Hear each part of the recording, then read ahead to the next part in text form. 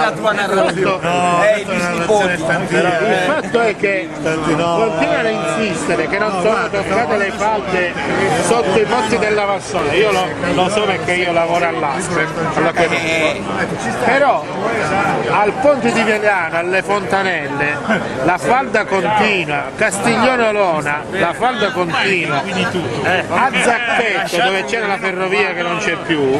sei qui arrivato per tutto, grazie Alessandro. La falda a ci Chipera, sentiamo appena hai qualche novità facci sapere. E questa Senti, falda te la dico la più grossa, arriva dalla Svizzera, delle Alpi svizzere, fa 300 km. A lei me lo ricordo chi è, come si chiama di Basse poi? È una roba che però te la butta Emanuele. Lei ha lavorato a che età dei pozzi? A che età ha lavorato? A che età? Però noi gli abbiamo già messo nella lettera che non siamo d'accordo, ci dissociamo. Quando aveva 30 anni? Avevo 55 anni. Pesantissimo. 55 anni? Sì. Prima quanto ci poterla fare per la giro? 45 anni fa, 40 anni fa. 40 anni fa, 40 anni fa. E mancava l'acqua a Varese.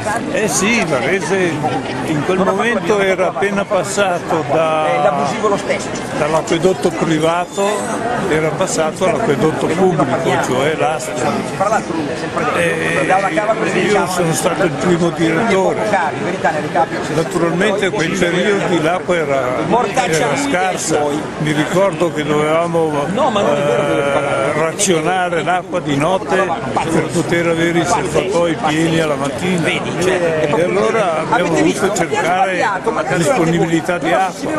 In Bedera c'erano già delle captazioni di sorgenti, però lì abbiamo visto che c'era possibilità di captare quella falda acquifera sotterranea che poteva essere molto utile.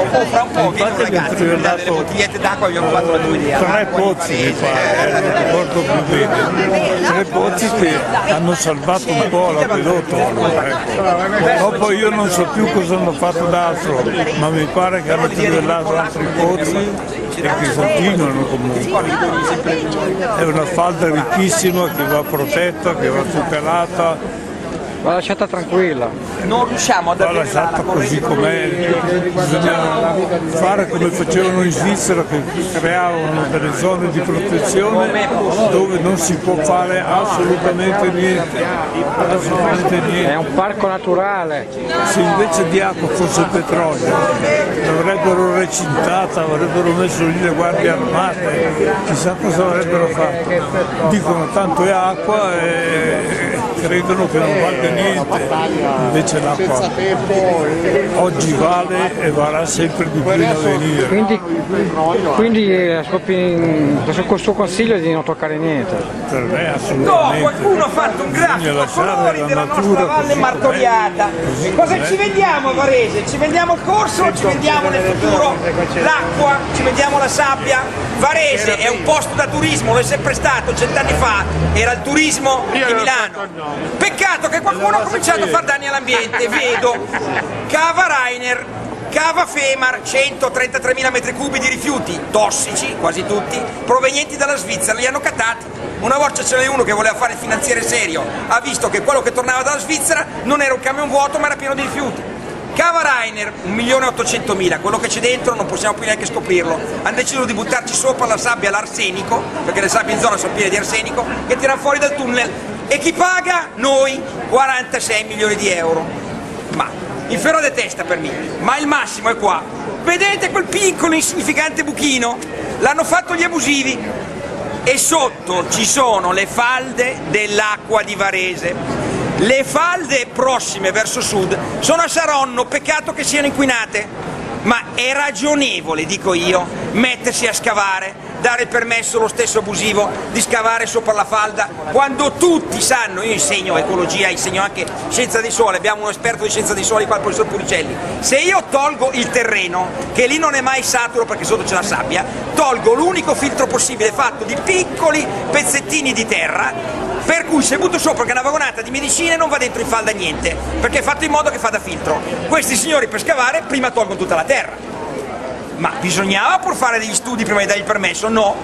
L'unico studio sulla stazione l'ha fatto la ditta Geda, sta lì, commissionata dai cavatori. Se volete vi faccio vedere punto per punto perché è assurdo. Dice per esempio, siccome qualcuno, un abusivo non si sa chi è, ha fatto un buco lì, ha tolto la terra, allora potrebbe darsi che se un tasso va in giro e fa un piccolo bisogno biologico, magari va dentro nell'acqua.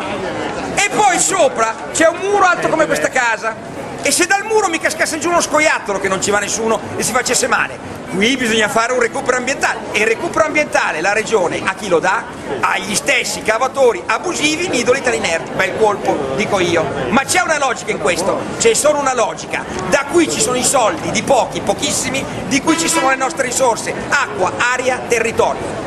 Non è vero che sceglie la giunta, che sceglie la regione. In materia di acqua, territorio e ambiente, la convenzione di Aarhus, prima firmataria l'Italia, 2005, Danimarca, dice che ci devono informare su tutto, che ci devono far vedere tutti i passaggi, che devono proporre alternative. Ma vi sembra un'alternativa buttar via tutta la collina per aggiustare un buco che non è pericoloso? Guardate che abbiamo qui una lettera che dice al cavatore Augusto Nido di Compianto che bastava mettere una rete sopra.